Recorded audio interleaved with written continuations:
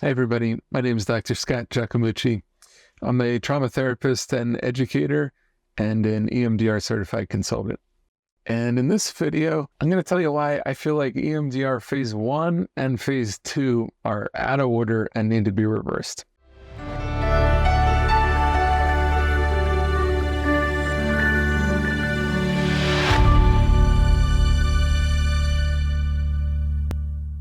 So EMDR Phase 1 is focused on history taking and assessment, whereas EMDR Phase 2 is focused on preparation and resourcing. And I feel like these really need to be reversed.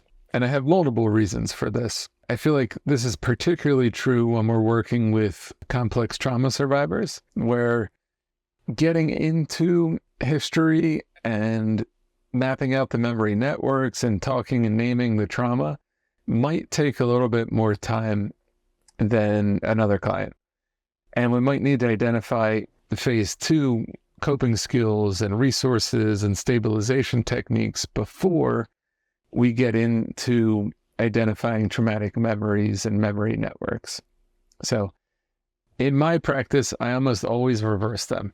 I start with the coping skills, the preparation, the stabilization techniques, building that therapeutic rapport, establishing safety, strength-based work, resource development and installation. And then I come and do the history taking and the memory mapping and map out the traumatic memory networks and memories within them that we're going to target with EMDR. I found too frequently that if I try to go into history taking and identifying traumatic memories before the client has some solid coping skills on board, or even just before we have a solid therapeutic relationship, it doesn't work. Either the client is reluctant to do so, or they feel rushed, or they're using defenses or dissociation because they're not feeling fully safe yet, or they don't have coping skills to deal with the emotions and memories and sensations attached to the memories that we're asking about in history taking. But if I first focus on preparation and resourcing, and then I come and do history taking and memory mapping, I found that things go much more smoothly.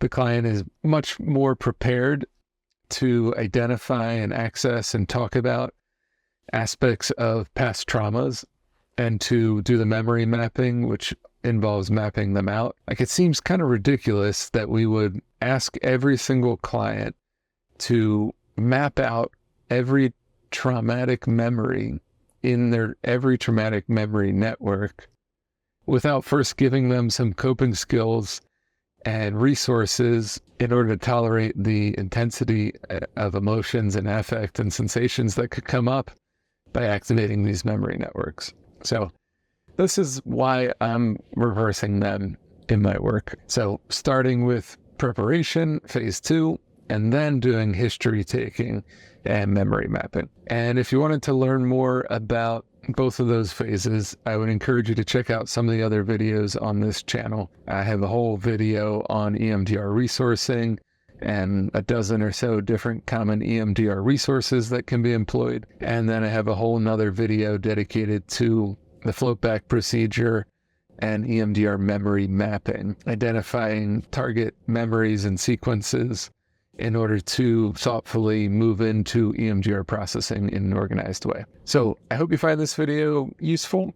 Let me know if you agree with me, or let me know if you disagree with me in the comments. I'm curious to hear your thoughts. Do you think it's more helpful to start with Phase 1 and do the history taking and treatment planning first? Or do you think it's more helpful to start with Phase 2 and start with resourcing and coping skills and stabilization before we get into history taking?